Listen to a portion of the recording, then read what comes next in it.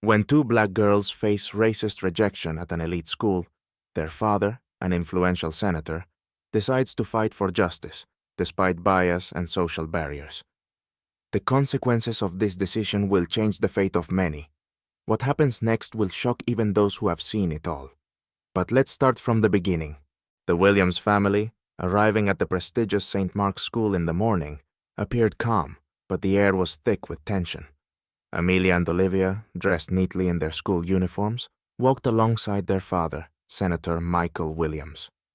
Both girls were full of hope and anticipation for the new school year, ready for a big step forward in their lives. As they approached the large wooden doors, they were stopped by the school's headmaster, Mr. Harris, a senior, arrogant man whose appearance reflected his conservative views. He looked carefully at the girls, noticing their skin color, and his face turned serious. Amelia and Olivia noticed the immediate change in his expression, but said nothing, merely shifting nervously from foot to foot. "Excuse me," Harris began, feigning polite concern, but his cold tone betrayed his true intentions. "Perhaps you've mistaken the school." Amelia, the older of the sisters, furrowed her brow, sensing something was wrong. Olivia tugged at her hand, feeling uneasy, but both remained silent, unsure how to respond to such blatant prejudice. Senator Williams, accustomed to subtle manipulation and bias, understood that he was now facing the systemic racism he had long fought to eradicate. "This is St. Mark's School, is it not?" he asked in a steady tone, looking Harris squarely in the eye. "Yes, but I'm afraid your daughters may not meet our high standards," replied the headmaster, glancing at the girls with condescension. Amelia and Olivia, used to being respected for their academic achievements, stood in stunned silence.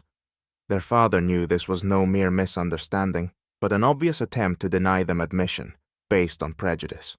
He felt a surge of anger, but knew that overt aggression would only make matters worse. "My daughters meet your standards, Mr. Harris," he said, raising his voice just enough to give his words weight. "They were among the best students at their previous school and were accepted here because of their hard work and merit." The headmaster looked at him, but instead of backing down, smirked and gestured toward the gates. "Unfortunately, we have certain rules to follow. We can't accept everyone who wishes to study here," Harris said coldly, turning away as if the matter was settled. Senator Williams straightened, his eyes glinting with cold determination. "I will do whatever it takes to ensure my daughters receive what they are entitled to," he said firmly, his voice calm but his tone unmistakable. Harris paused for a moment, sensing he had made a mistake, but it was too late. The senator and his daughters were ready to fight for justice. The next day, Senator Williams wasted no time in organizing a meeting with the school's leadership. He knew the path to justice would be long, but he could no longer allow his daughters to be victims of systemic racism. At the appointed time, he arrived at the luxurious St. Mark's School, this time alone. Amelia and Olivia remained at home, unaware that their father was about to openly fight for their right to an education. As the senator entered the spacious conference room, he was met with tense stares. Seated at the long table were Mr. Harris, several board members, and a lawyer clearly there to protect the school's interests. Harris seemed confident, as though he believed his arrogance would once again shield him from consequences. "Senator Williams, glad you could make time," Harris began with false politeness, standing to shake hands, but his eyes remained cold. The senator did not acknowledge the greeting and instead sat across from the headmaster, arms crossed on the table. The room's atmosphere became instantly strained. "Thank you for the meeting," the senator said in an even voice. "We're here to discuss the incident yesterday, when my daughters were unjustly denied admission." The board members exchanged glances, but Harris did not lose his confidence. He planned to play on prejudice, certain the situation would end in his favor. "Mr. Williams, we have strict admissions policies," Harris began, emphasizing each word. "We consider many factors, including academic performance, discipline, and alignment with our school's values." "My daughters meet all those criteria," interrupted the senator, his fists clenched beneath the table. "They have excellent grades from their previous school, outstanding recommendations, and, most importantly, they meet your academic requirements. So why were they rejected?" You must understand that we also need to consider cultural fit, Harris said, struggling to hide his disdain. That was the last straw. Senator Williams felt the anger boiling inside him, but kept his composure. Instead of lashing out, he slowly stood up and moved closer to the table, his voice colder, but still steady. Cultural fit? You seriously believe you can discriminate against children because they don't conform to your narrow worldview?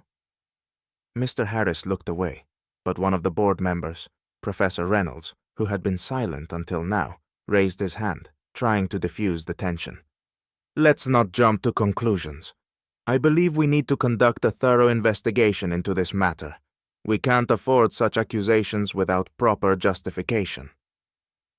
The school board was visibly nervous, realizing that the scandal was growing, and the presence of a powerful senator in the halls of their prestigious institution posed a serious threat to their reputation.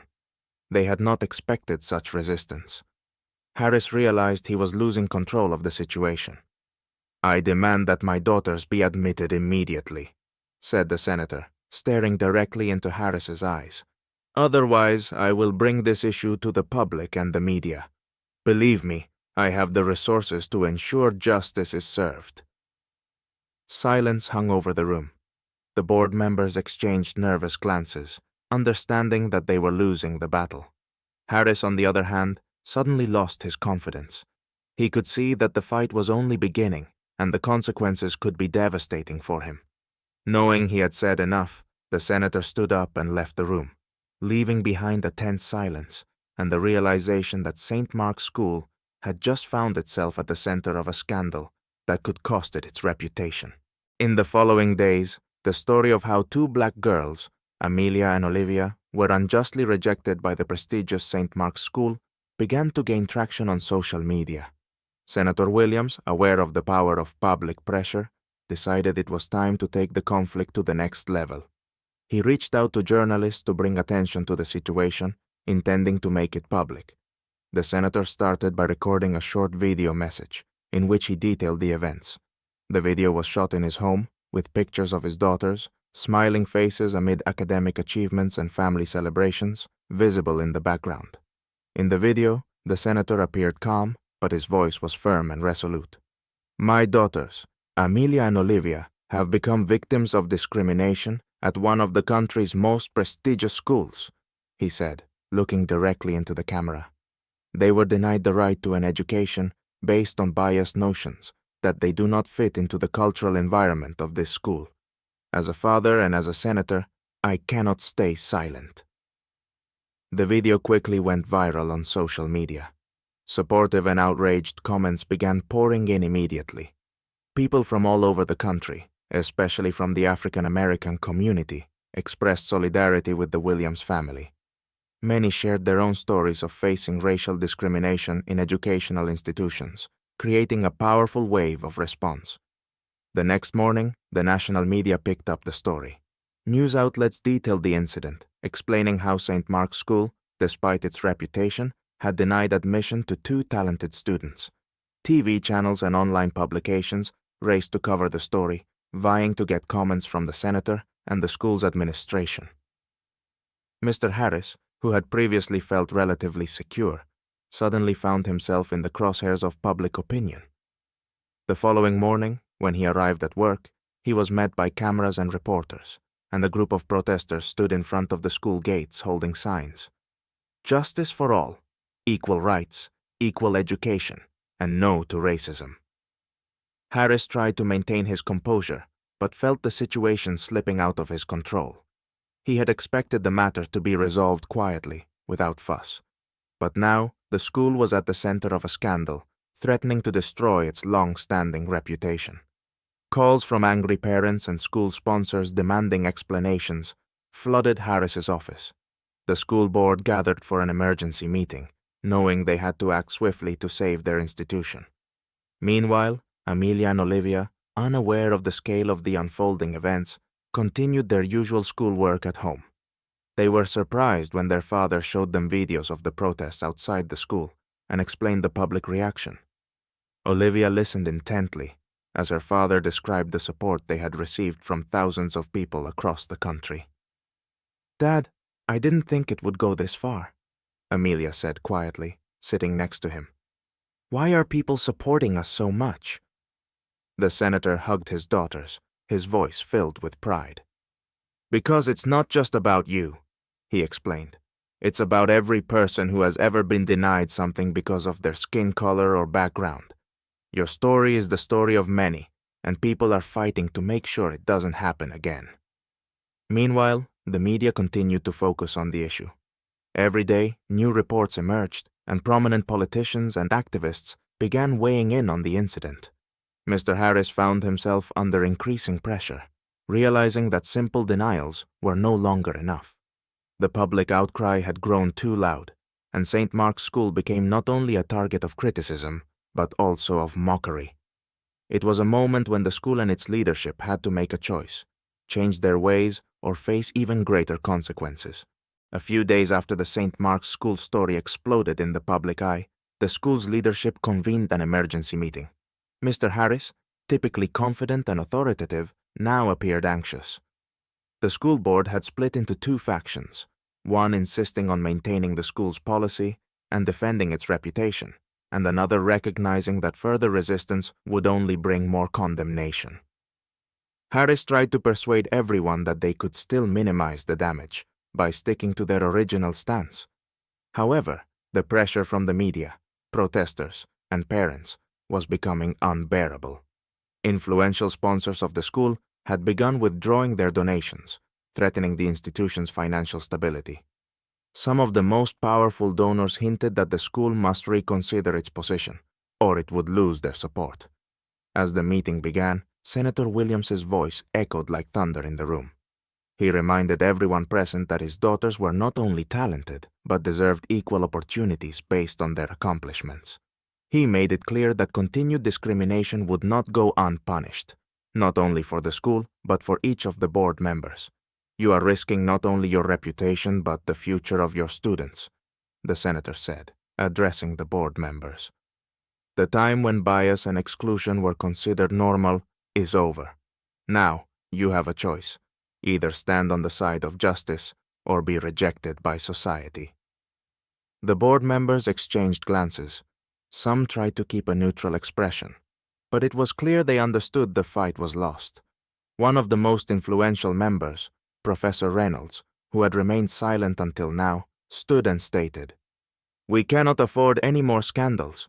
I propose that we immediately admit Amelia and Olivia Williams to our school and review our admissions policy to be more inclusive."